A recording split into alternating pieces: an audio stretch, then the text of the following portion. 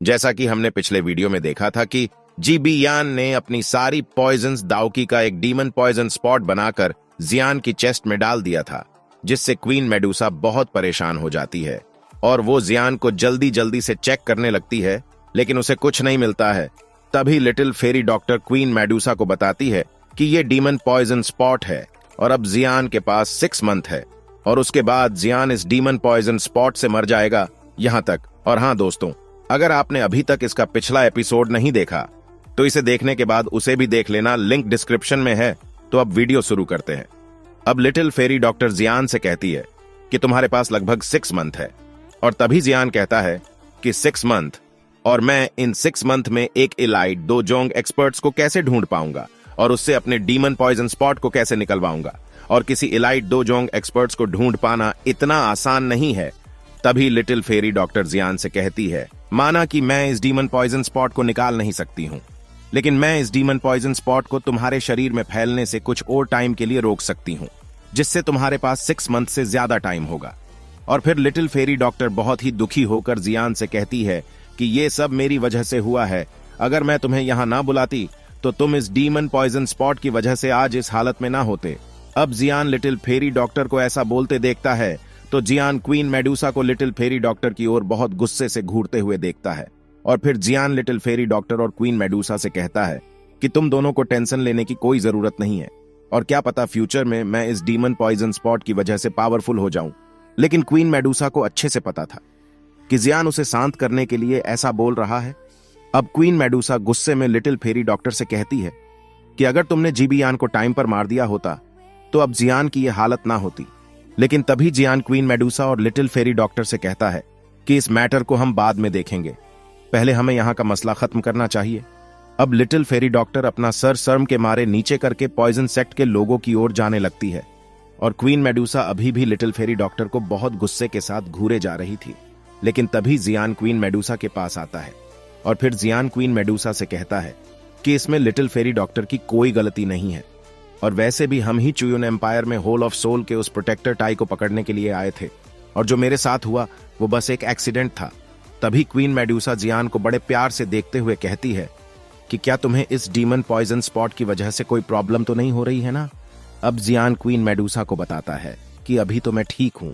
लेकिन आगे आने वाले टाइम में ये डीमन पॉइजन स्पॉट मेरी बॉडी में फैलेगा, तो तब मेरे लिए प्रॉब्लम हो सकती है। अब क्वीन मेडुसा जियान से कहती है कि तो अब तुम्हारा आगे का प्लान क्या है, और हम एक इलाइट दो जोंग एक्सपर्ट्स को कैसे ढूंढ पाएंगे। तभी जियान क्वीन मेडुसा से कहता है कि जब इसका टाइम आएगा तो हम कुछ ना कुछ कर ही लेंगे। अब इधर little fairy doctor 10,000 scorpion gate के बाकी एल्डर्स को जो बुरे थे उनको मार देती है और बाकी के अच्छे लोगों को छोड़ देती है, और अब पॉइजन सेक्ट चुयुन एम्पायर की फिर से सबसे स्ट्रॉन्गेस्ट फैक्शंस बन जाती है। और फिर लिटिल फेरी डॉक्टर जियान, क्वीन मेडुसा, लिटिल गर्ल जिया और पॉइजन सेक्ट के एक्सपर्ट्स को लेकर पॉइजन सेक्ट के हेडक्वार्टर में लेकर आ जाती है। अब फिर little fairy doctor poison sect के हेडक्वार्टर आने के बाद क्वीन मेडुसा, जियान और लिटिल गर्ल जिया को लेकर एक सीक्रेट केव में लेकर चली जाती है। और दोस्तों, मैं बता दूं कि इस केव में कोई भी दोवोंग लेवल का एक्सपर्ट्स आसानी से सांस भी नहीं ले सकता था, क्योंकि इस केव में बहुत खतरनाक पॉइजन गैस और पॉइजन प्लांट्स थे, और पास में ही बहुत सारे पत्थर भी पड़े हुए थे। और अब हमें सीन दिखाया जाता है उस केव के अंदर का, जिसमें एक पूल था, और वो pool poisonous dark black water से भरा हुआ था। और अब सीन दिखाया जाता है जहां पर जियान अपने कपड़ों को निकालकर उस पूल में चला जाता है, और little fairy doctor queen Medusa और लिटिल गर्ल जिया उस पूल के किनारे पर खड़े हुए थे। तभी queen Medusa little fairy doctor से कहती है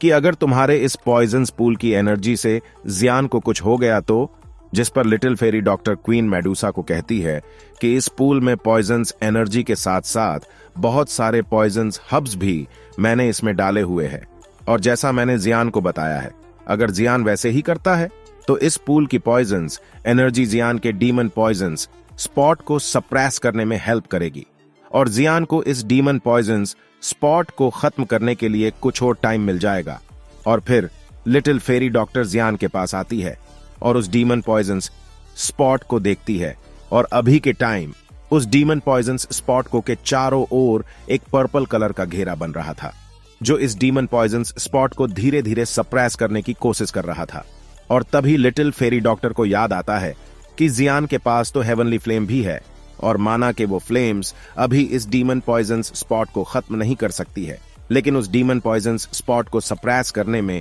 और ज्यादा हेल्प कर सकती है और इससे जियान को और ज्यादा टाइम मिल जाएगा और फिर little fairy doctor, queen Medusa और लिटिल गर्ल जिया को थोड़ी राहत मिलती है। लेकिन तभी little fairy doctor queen Medusa को बताती है कि ये एनर्जी जियान की बॉडी में बहुत ही धीरे धीरे जा रही है। अगर हमें जियान के इस डीमन पॉइजन स्पॉट को सप्रेस करना है तो हमें इस पूल के वाटर की सारी एनर्जी को डायरेक्ट जियान की बॉडी में डालना होगा। जिस पर queen Medusa little fairy doctor को डांटती हुई कहती है कि तुम इतना टाइम वेस्ट क्यों कर रही हो। लेकिन लिटिल फेरी डॉक्टर को गुस्सा तो बहुत आता है, लेकिन वो जियान के साथ जो हुआ वो उसी के कारण हुआ है। इसीलिए little fairy doctor queen Medusa को धीरे से कहती है तुम मुझ पर इतना दबाव मत डालो। और फिर लिटिल फेरी डॉक्टर कुछ सोचकर क्वीन मेडुसा और लिटिल गर्ल जिया से कहती है कि तुम दोनों केव से बाहर चले जाओ। तभी क्वीन मेडुसा और लिटिल गर्ल जिया लिटिल फेरी डॉक्टर को शक भरी नजरों से देखने लगते हैं। जिस पर queen Medusa little fairy doctor से कहती है कि हम जियान को ऐसे कैसे तुम्हारे साथ छोड़कर चले जाए, तुमने जियान के साथ कुछ कर दिया तो, और मुझे जियान की प्रोटेक्शन के यहां पर रुकना ही होगा। तभी little fairy doctor queen Medusa से कहती है कि ठीक है, अगर तुम यहां रुकना ही चाहती हो तो रुक जाओ, मुझे इससे कोई भी प्रॉब्लम नहीं है। और दोस्तों, मैं ना यहां से उन सीन को एक्सप्लेन नहीं करूंगा जो बहुत डर्टी सीन है, और वैसे भी जब सीरीज यहां तक आएगी तो मुझे पक्का यकीन है कि उसमें ऐसे सीन बिल्कुल नहीं दिखाए जाएंगे, क्योंकि जब जियान ने क्वीन मेडुसा के साथ जीनन एकेडमी में उस लावा टावर के अंदर वो वाला कांड कर दिया था तो वो सीन भी सीरीज में नहीं दिखाया गया था।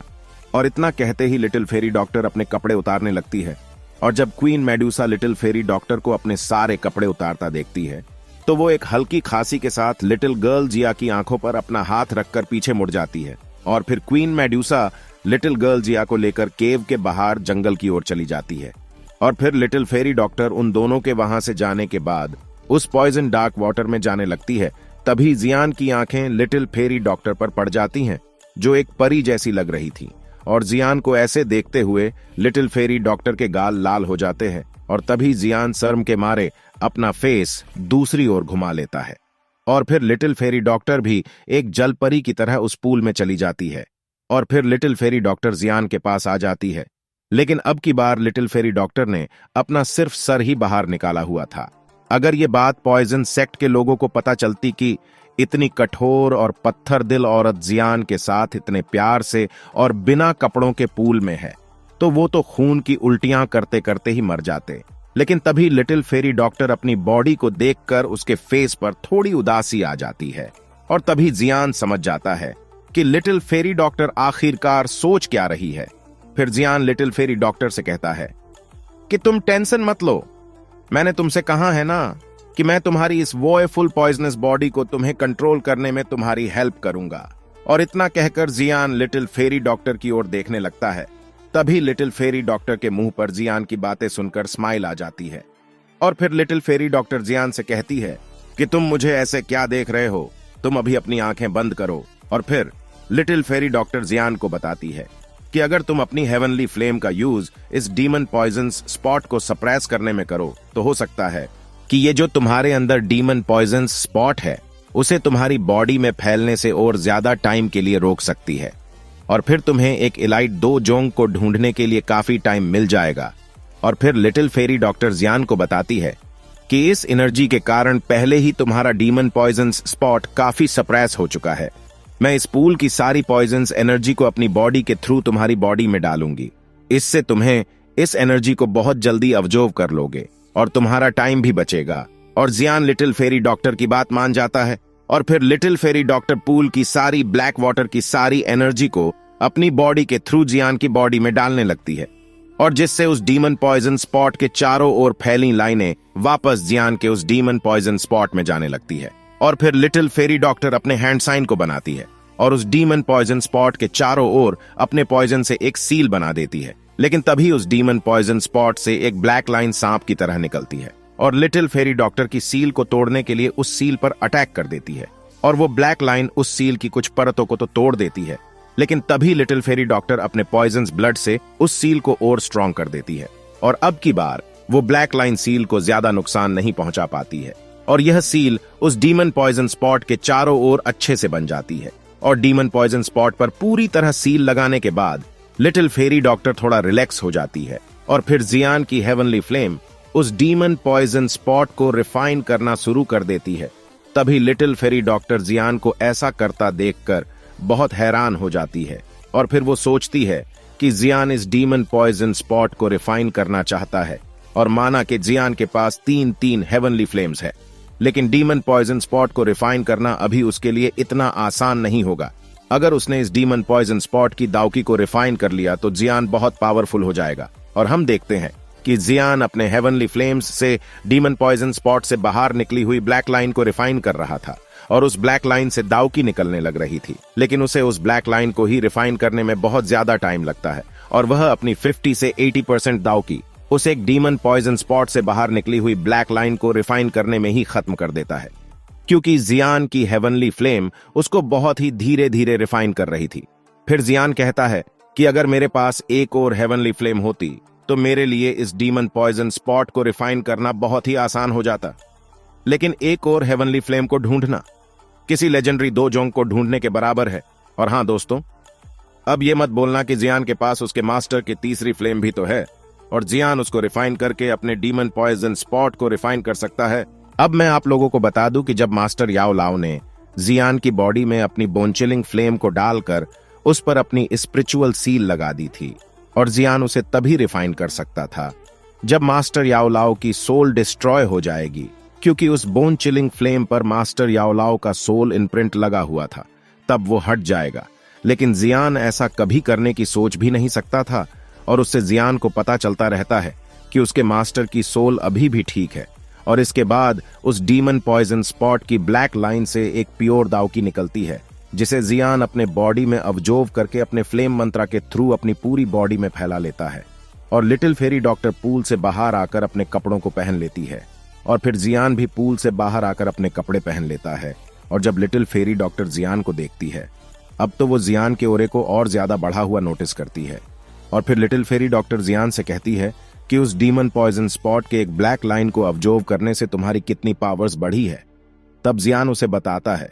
कि मैं अब दोहोंग लेवल के 2 स्टार की पीक पर पहुंच गया हूं, जिसे सुनते ही लिटिल फेरी डॉक्टर बहुत ज्यादा खुश हो जाती है और वो जियान से कहती है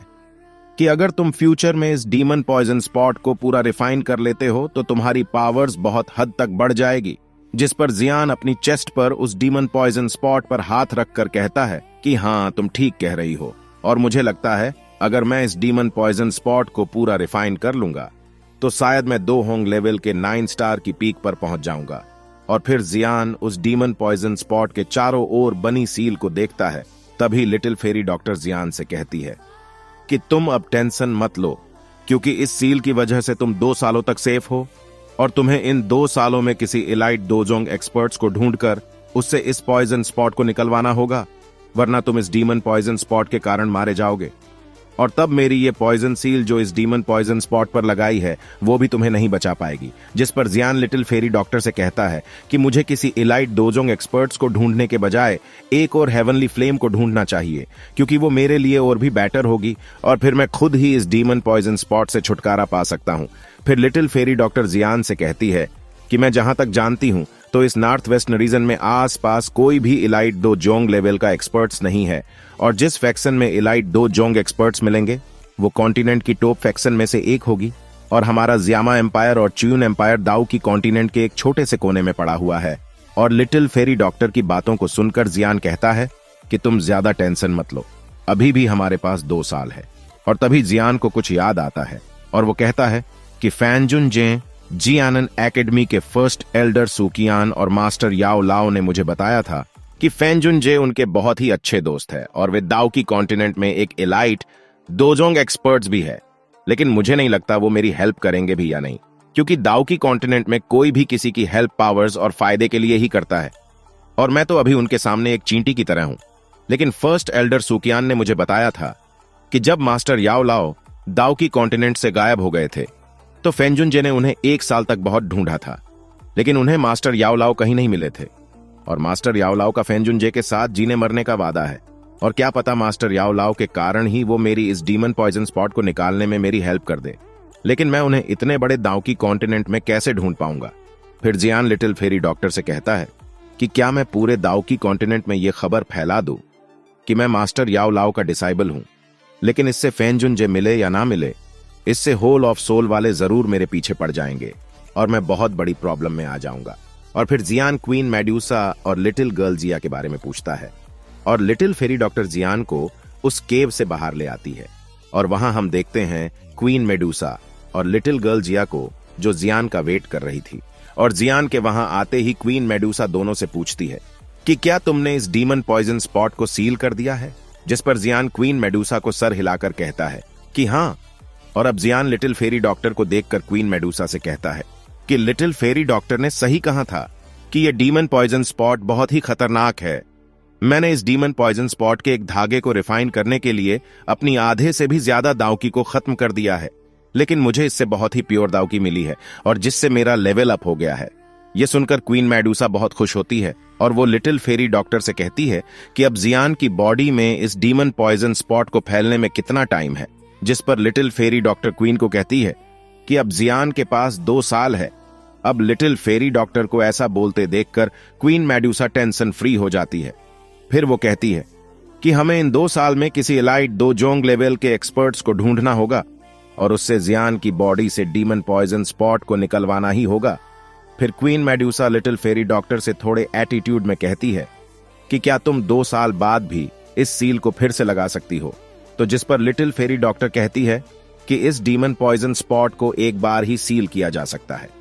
और ये सील भी मैं एक ही बार यूज कर सकती हूं। अब queen Medusa little fairy doctor को गुस्से में देखने लगती है और queen Medusa little fairy doctor को गुस्से में खरी खोटी सुनाती। इससे पहले ही जियान उन्हें कहता है कि हमें एक एलाइट दोजोंग को कैसे ढूंढना है,